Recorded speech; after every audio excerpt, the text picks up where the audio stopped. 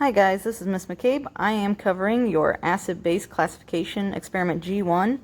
If you're going to follow along in this video, I am on page 99 in your lab manual. Okay, so first of all, I have obtained two well plates. I put them on a white background. All the columns I have labeled with the compound that we are going to use, and then on the rows they are labeled A through F. Of course, F is on a black background, row F. Alright, so that's just so we can see the reaction when it occurs. Our setup here, all of our chemicals are up here by the computer. The rest that usually would be on the back are right here. I've got these close at hand. We will use these for part 2. And then we are not using the light bulb apparatuses. We are actually using the battery conductivity testers today. So let's get started.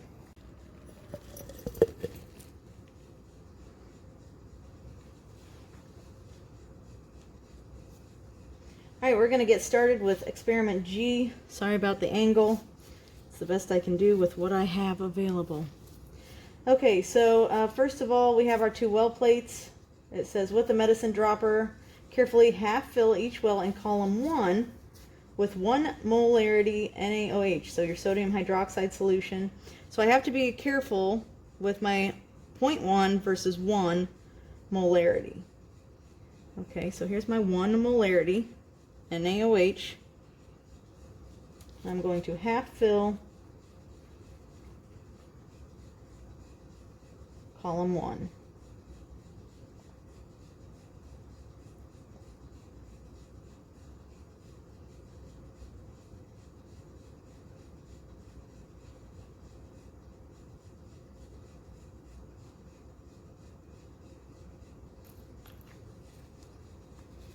I'm going to do the same with the 1 molarity hydrochloric acid to 2, so column 2, half filling with hydrochloric acid.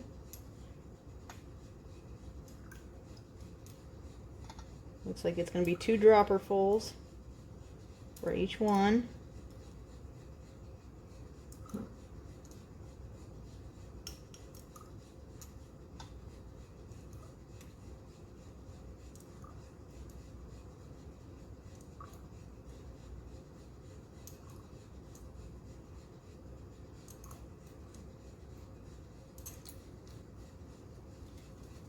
Column 3 is your 1 molarity H2SO4.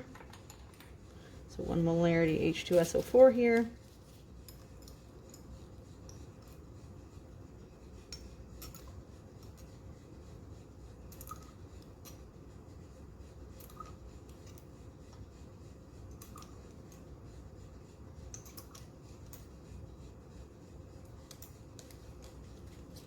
One molarity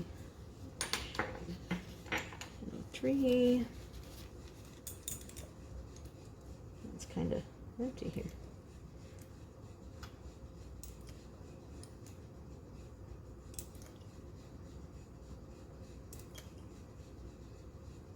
How's your guys' time in the dorms or at home? I hope it's going well while I'm filling these up.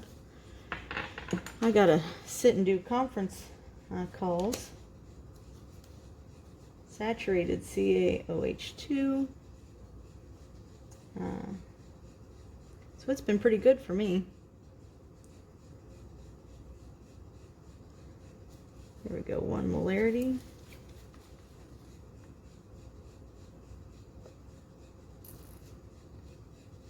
So we have 1 molar.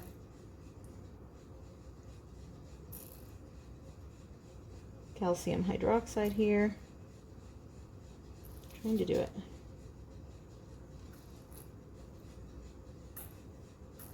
Half full. There we go. Your potassium hydroxide.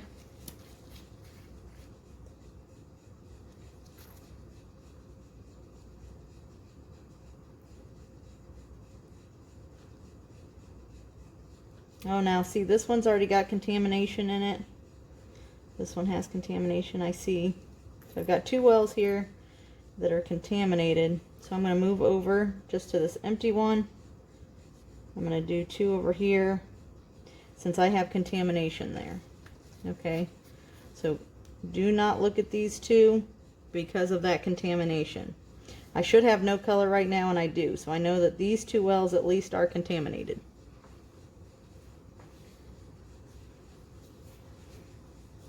Last row is my distilled water.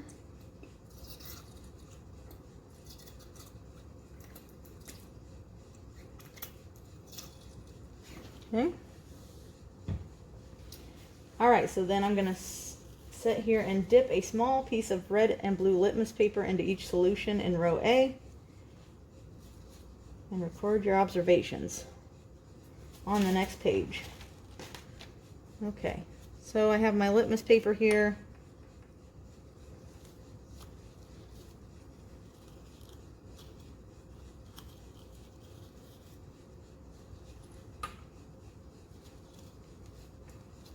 Just taking it out. This is my blue litmus paper.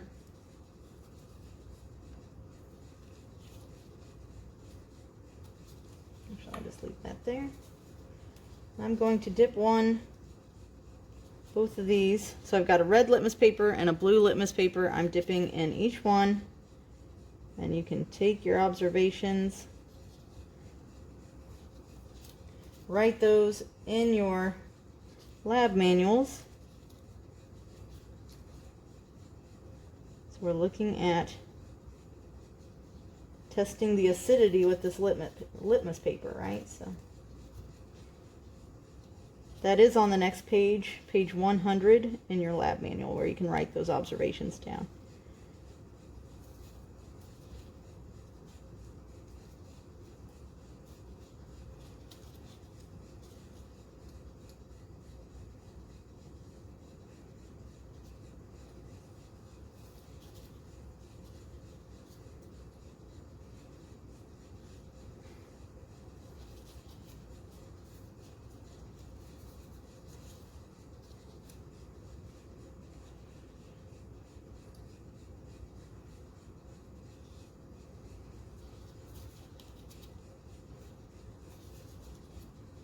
And last but not least, the distilled water.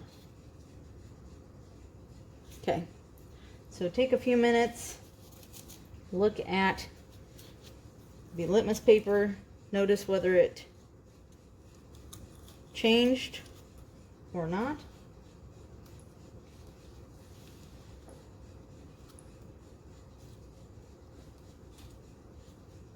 And you can fill that out in your chart on page 100 in your lab manual. Okay, next step is I'm going to place, so if you're following along, I am actually on D, add 1 microdrop of bromethyl blue, BTB, to each of the solutions in row B. Okay, so I'm going to do that now in row B. And 1 drop, I'm literally just doing 1 drop.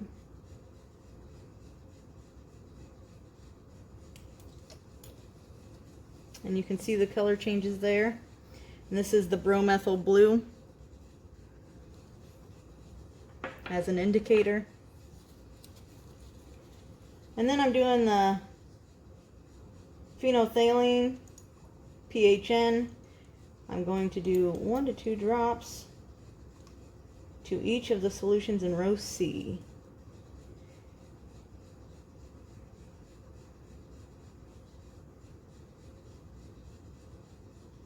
Okay, so here you can see it is the phenolphthalein, and you can note in row C here all the way across. Let me kind of line these up a little better. There we go. I think I moved it. So here's row A was what we tested with the litmus. Row B was your bromothymol blue, and then you have your phenolphthalein in row C.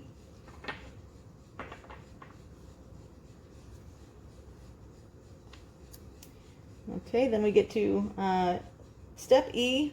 Place a small piece of magnesium in each solution in row D.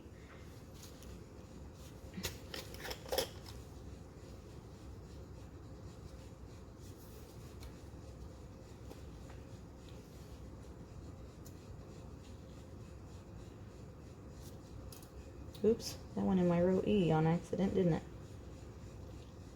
It's hard with these gloves on.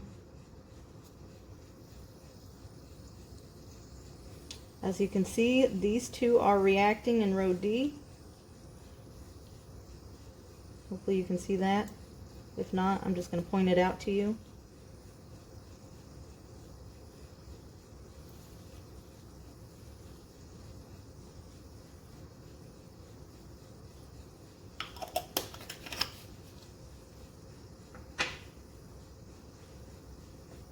Okay, so I've got quite a reaction on these two, a little bit of a reaction here, not much going on with the rest of them. So I'm going to point vigorous reaction, semi-vigorous reaction. Okay.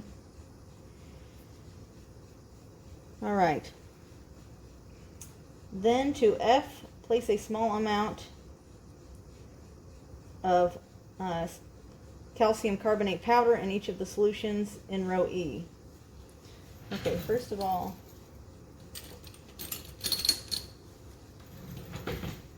I accidentally got some magnesium in here, so we're going to take that out. There we go.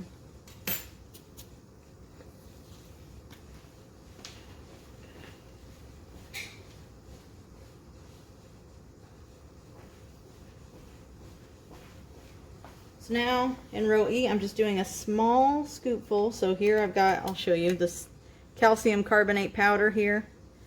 And it just says, just covering the tip of the spatula. So I want just a tiny amount in each one. Oh, we got a vigorous reaction there. Vigorous reaction there. Vigorous reaction there.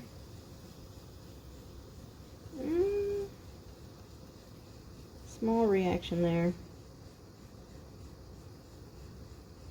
And remember, this one is messed up, so we'll do that over there. So this is really, this one right here is actually the potassium hydroxide there.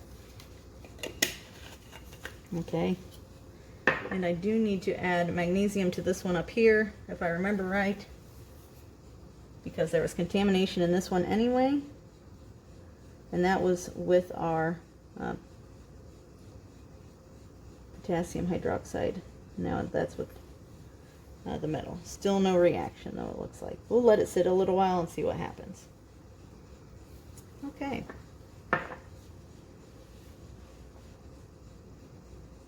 Moving on to part G, add 1 microdrop of magnesium nitrate to row F. Record your observations in the table. So here, I'll show you. So 1 drop of magnesium nitrate. So here's my magnesium nitrate that I have. Actually, I think it's 1. I think I grabbed the wrong one. It should be 1 and not 0.1. So switching that out with the correct one, MgNO32. So the only difference was I went with 1 molarity here instead of the 0.1. Okay. So I'm just going to do 1 drop.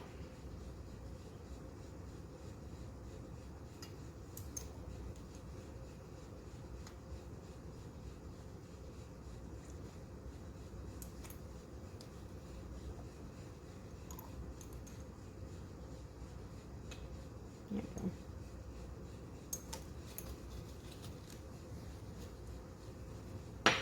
go. Okay, and so like I said, all of those should be recorded so far on the table on top of page 100 in your lab manual. And then we're going to go ahead and do conductivity.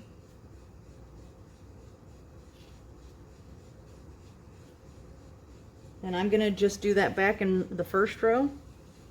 So here's my light bulb tester, okay?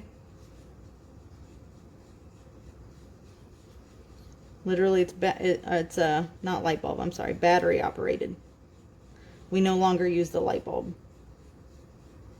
conductivity testers because they kept shorting out. So now we use these battery operated conductivity testers, right? So, okay, so I'm holding the low down just to make sure it's on. And I'm going to just dip the very point of these probes into each solution. And we're going to see to what number does it light up. Now, the more numbers that light up, the more conductive it is. The less amount of lights that light up, the less conductive it is. So we're going to go through on low for each one and see what we've got there. So I'm starting with the sodium hydroxide.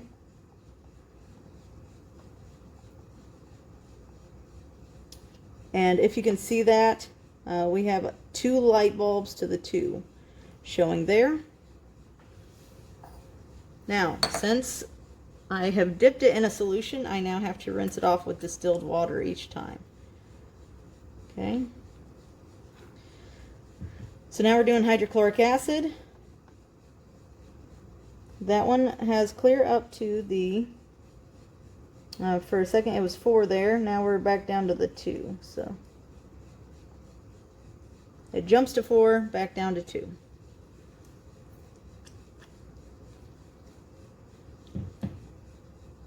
H2SO4.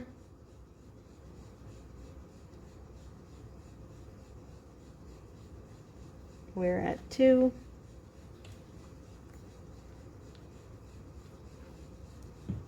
HNO3.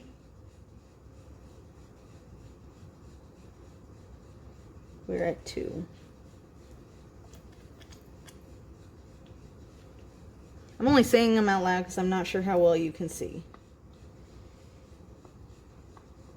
So the calcium hydroxide, CaOH2, we're at 1.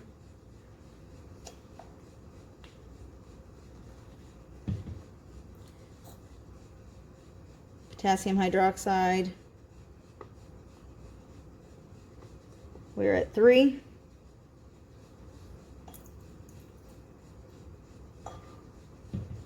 And water,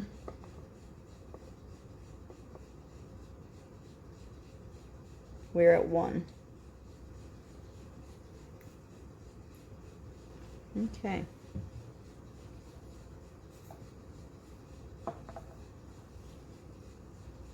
So make sure you get all those all put on your chart on page 100.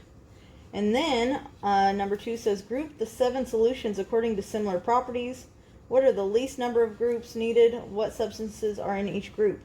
So in this one, you need at least to list 3 groups. How you group them, look for similar properties based on what we just did in lab. And I will give you a close-up now of what we got for each one. So here, remember you're looking for cloudiness. Is it cloudy or not in row F? Then we're looking for how much they reacted in D&E. Then we're looking for color changes in row B and C. And then, of course, row A, we did the litmus test. All right, and that is all for part 1 for your data collection.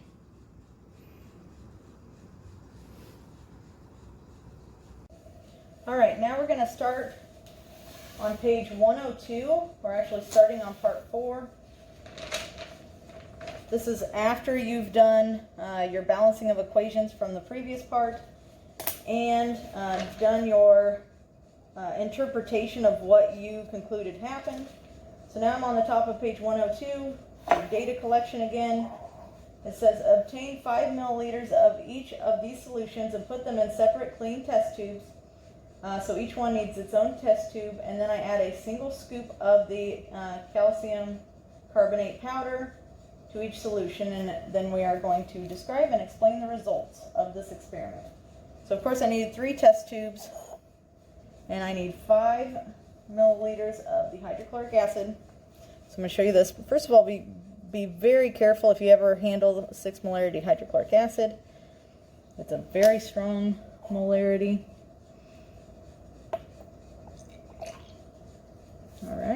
So that's 5. We're going to put that in the first test tube.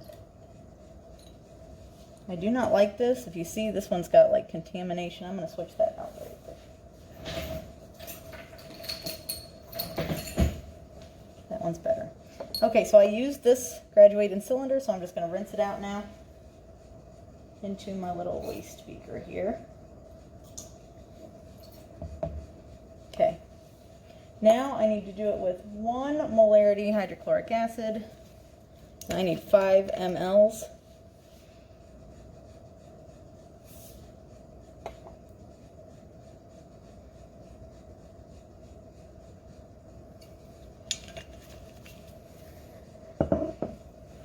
Okay. That's going in test tube number 2, or the middle test tube. Rinse it out again.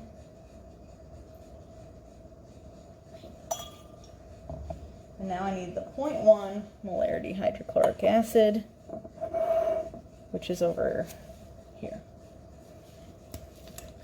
So this is 0.1 hydrochloric acid.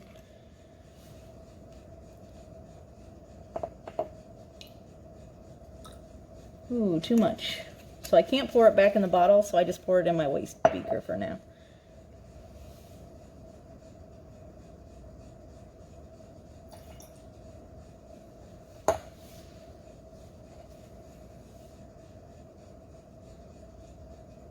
There we go. Just do one more double check, and this is going into test tube number 3. And before I forget, I'm going to rinse this one out.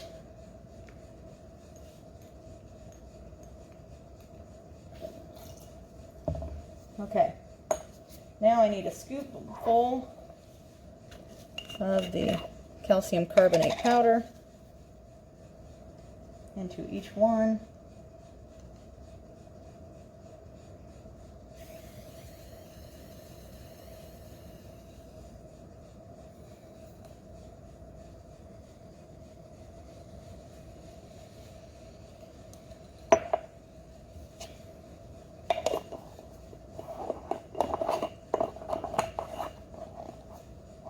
There we go, we have 6 molarity, 1 molarity, 0.1 molarity.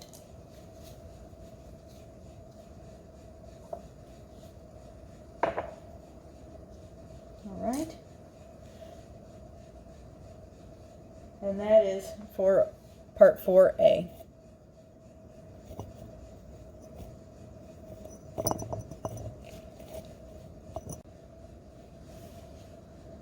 Alright, so if you're still following along with me at this point in lab, I am now on part 4B.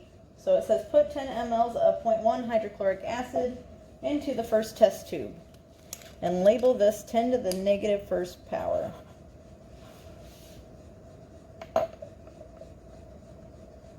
remember, it is 0.1 hydrochloric acid. Okay.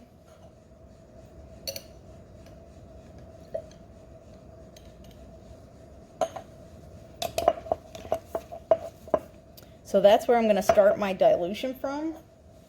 Now I got to rinse this really well. Deep it, just dump it into the waste bin here. Okay. So then it says using a 10 milliliter graduated cylinder or 10 ml, transfer 1 ml of the 0.1 solution, 10 to the negative first solution, and add 9 milliliters of distilled water. Okay. We have another test. Let's do graduated cylinder. Okay, so this one's for my hydrochloric acid. This one will be for my distilled water. So I need 1 milliliter of this back in there. Oops, way too much.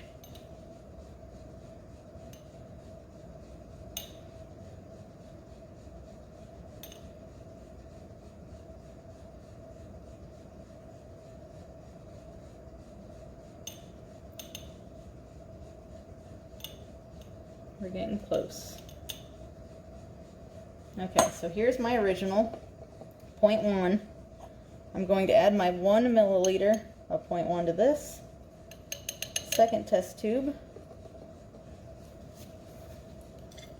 Rinse this out. And now I need 9 milliliters of distilled water to add to that.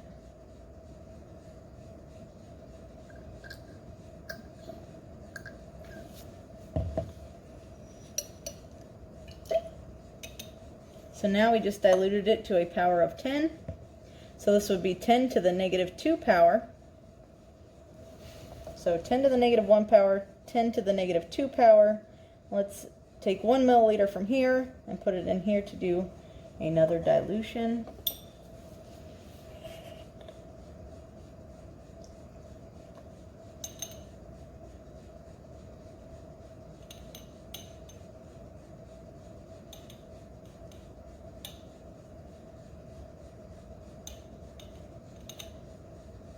Better off, I think, using a dropper at this point, but keeping with the same technique is always a good thing.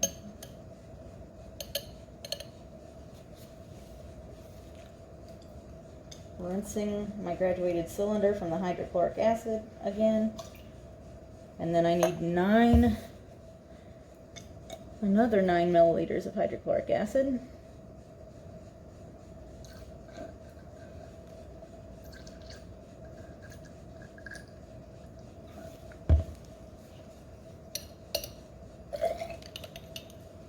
Alright, so there's another dilution. This is 10 to the negative 3rd power.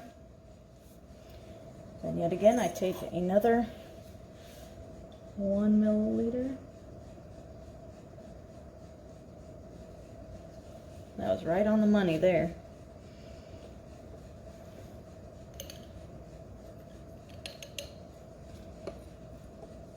Rinse it out again. Always rinsing between that hydrochloric acid.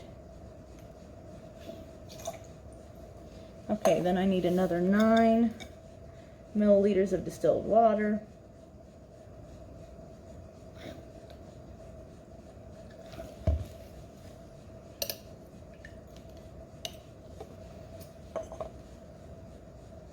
And one last time, I need 1 more milliliter. Too much.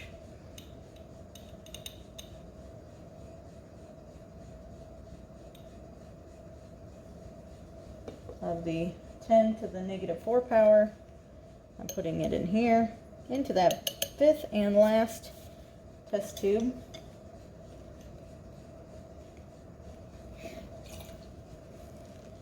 I need another 9 milliliters of distilled water, and we're going to add it in here. Alright, so now I have my 10 to the negative 1 power hydrochloric acid, 10 to the negative 2, 10 to the negative 3, 10 to the negative 4th power, 10 to the negative 5 power, right, to that 5th power. So we're going to do the same thing with these, but with sodium hydroxide, and we'll be back because then we have to test them with the pH probe.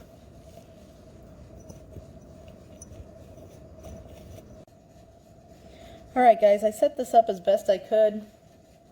First of all, I'm starting with the hydrochloric acid.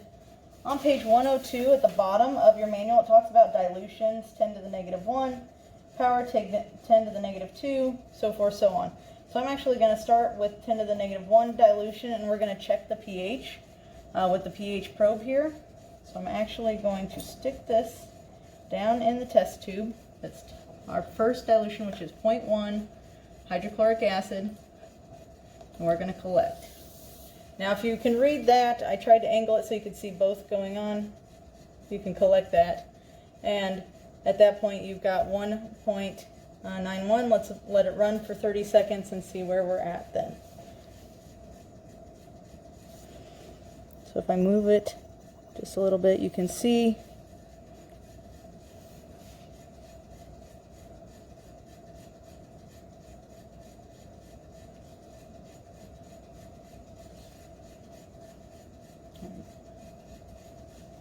we're still at 1.9 after 30 seconds. So I'm going to stop collection. I'm going to rinse it And then we're going to move on to the second dilution. So yet again, I have to wash the end of the probe with distilled water.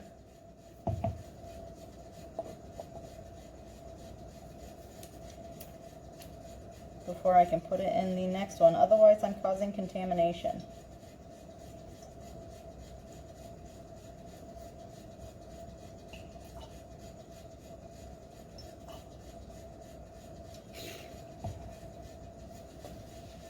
Okay. So down into the next dilution. This is 10 to the negative second power. We're going to collect data on that for another 30 seconds.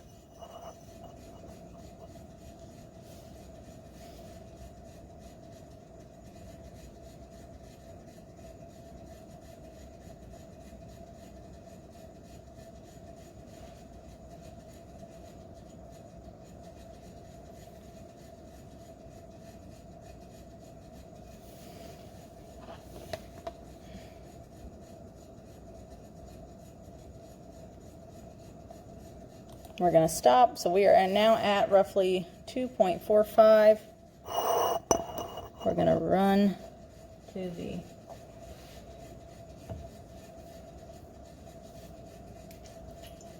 third dilution. I got to rinse this off though, the pH meter, make sure I get the probe quite well.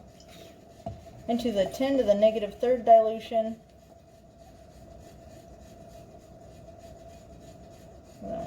I'll just hold that one there. We're going to collect for 30 seconds.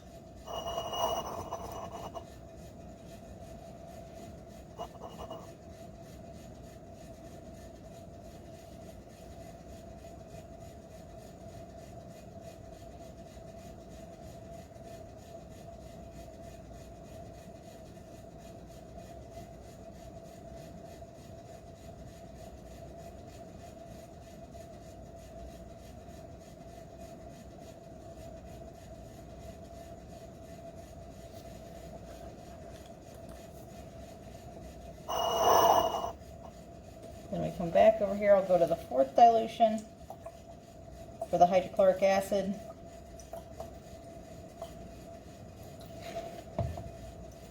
Yet again, run it for 30 seconds.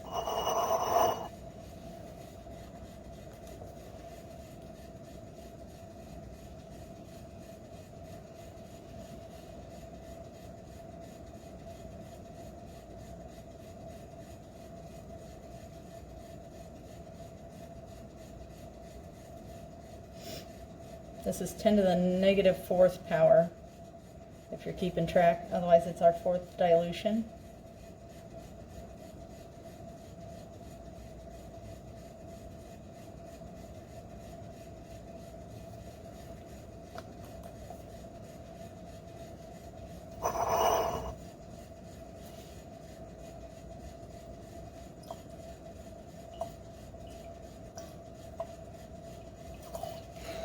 And fifth and last dilution.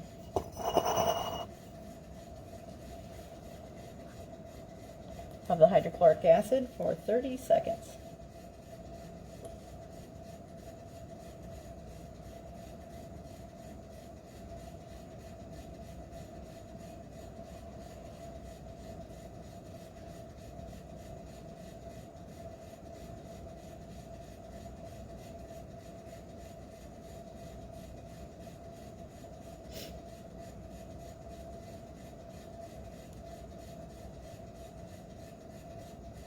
Feel free to pop some popcorn while enjoying a nice movie on your great first evening at home.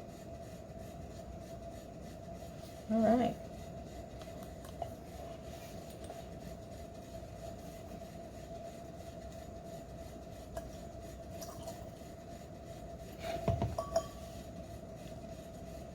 Now we're going to move to the sodium hydroxide dilutions. I'm starting with the first sodium hydroxide, 0.1,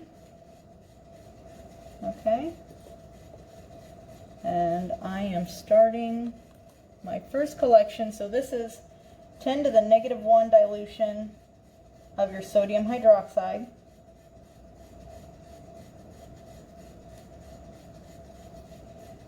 we can,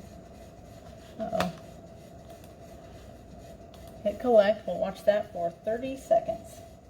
Like I said, this is 10 to the negative first power dilution. So we're at 0.1 molarity sodium hydroxide.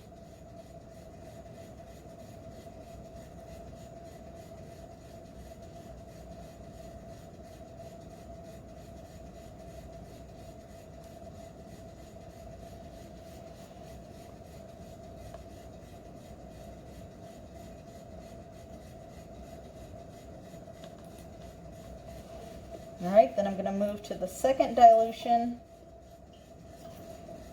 which is 10 to the negative second power of your sodium hydroxide.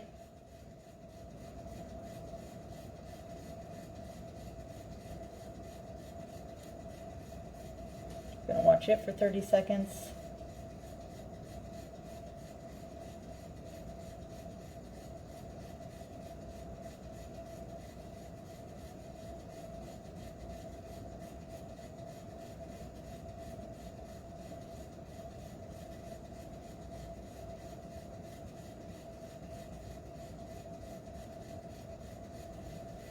Stop there. We're going to move to your third dilution. Collect it for 30 seconds.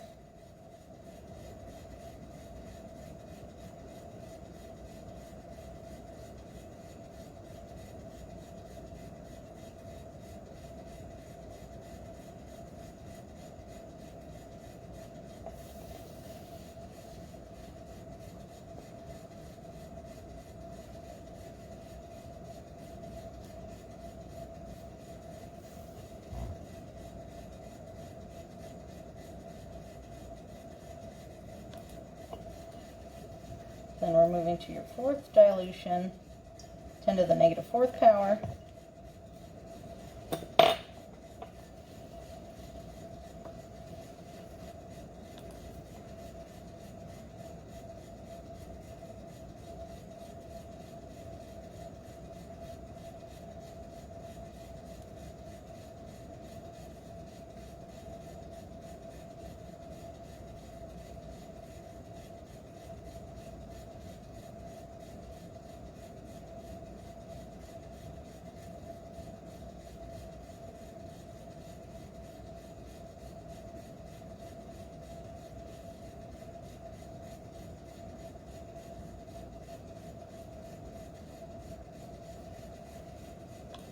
And then we move on to your last dilution,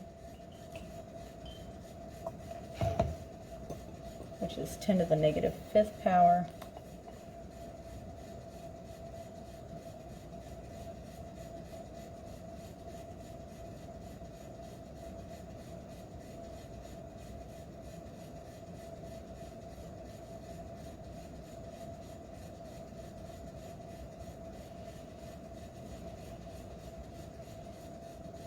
And if you can't see these small numbers, definitely look down here at this big number, right? That's where you're looking.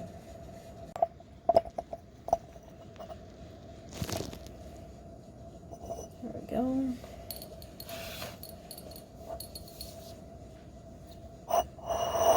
So we can see it. There. Okay, so now I'm on the top of page 104 in your lab manual, part 6A and B. So part 6A, obtain 5 milliliters of each acetic acid. So the first one is 6 molarity acetic acid, and I need 5 milliliters.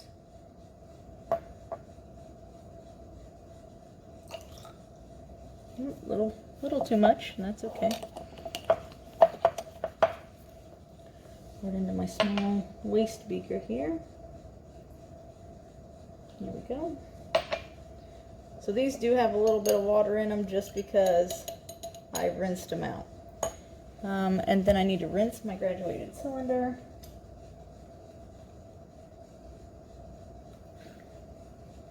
And now I am putting in 1 molarity hydrochloric acid. I need another 5 milliliters of that in the second test tube.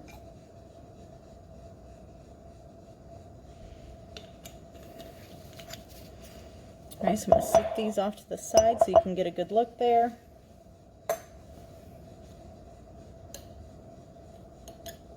Okay.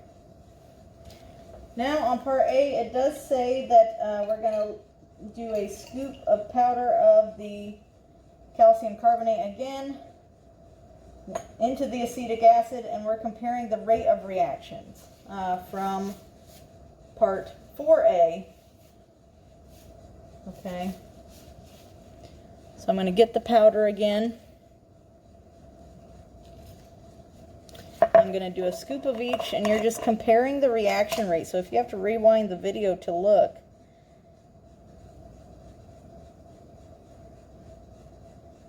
at part 4A that I did with the hydrochloric acid. Okay.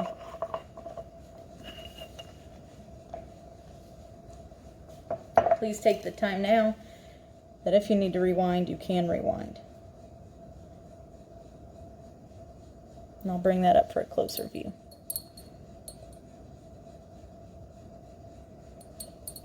All right, now I'm moving on to part B. Get 4 milliliters of each solution. So I need 0.1 of hydrochloric acid.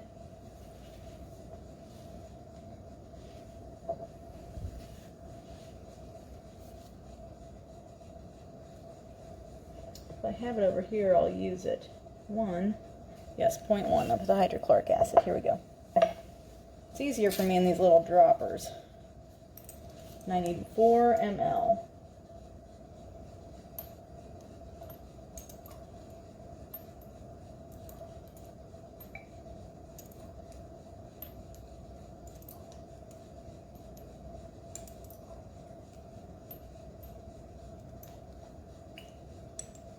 I'm going to do 5 just to make sure that my pH probe can get down that far. So that's the hydrochloric acid in test tube number 1.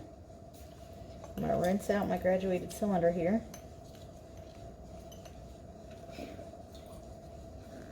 I need 4 milliliters of the 0.1 HNO3. So HNO3 there.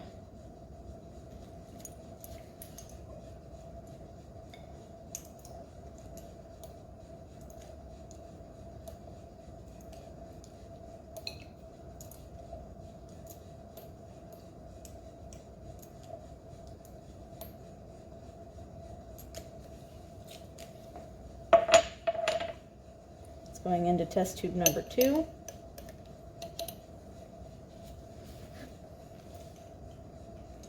I'm going to rinse my graduated cylinder again. Then I need 0.1 H2SO4. So 0.1 H2SO4.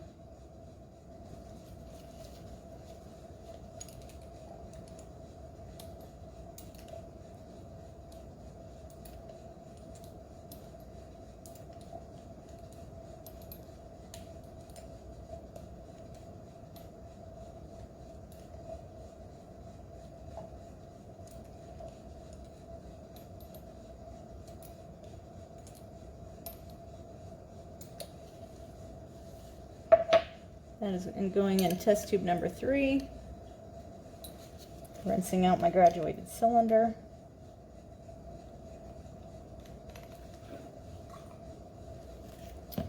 And then the last but not least, H3BO3, and I need 0.1 of that. And the last one. Into the last test tube.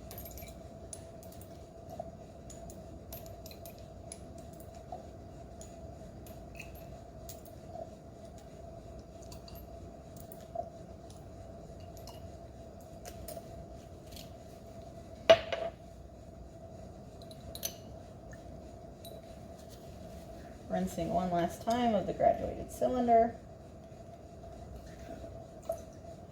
And now we're going to go put these under the pH probe.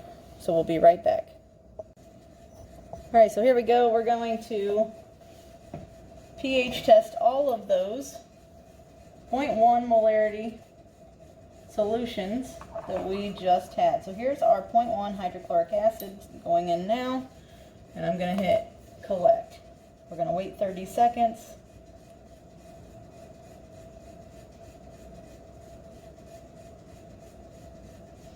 And if you can't see these little numbers, please look at the big number.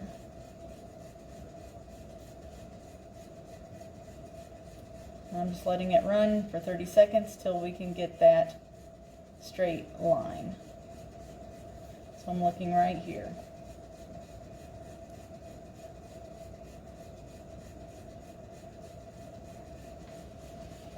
Good. All right, then I'm going to move on.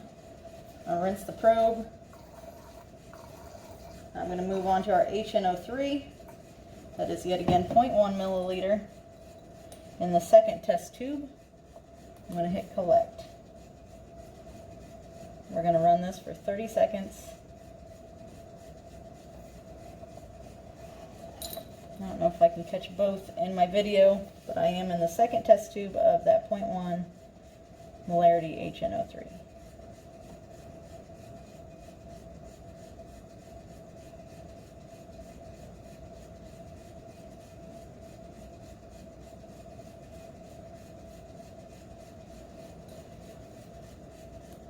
Alright, gonna rinse my probe again. This pH meter. Going into the third solution here. And that one is the H2SO4. We're gonna hit collect for 30 seconds.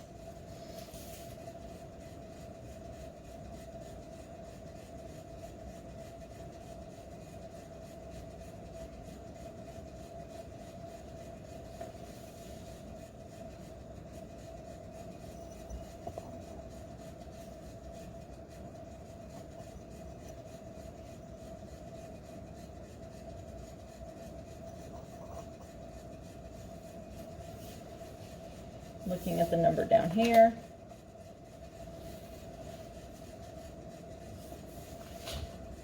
For the pH. Rinsing off the probe again.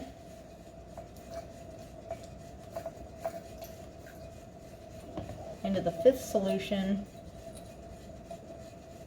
And yet again, we're going to hit collect for 30 seconds. And that solution was the H3BO3. 0.1 molarity solution.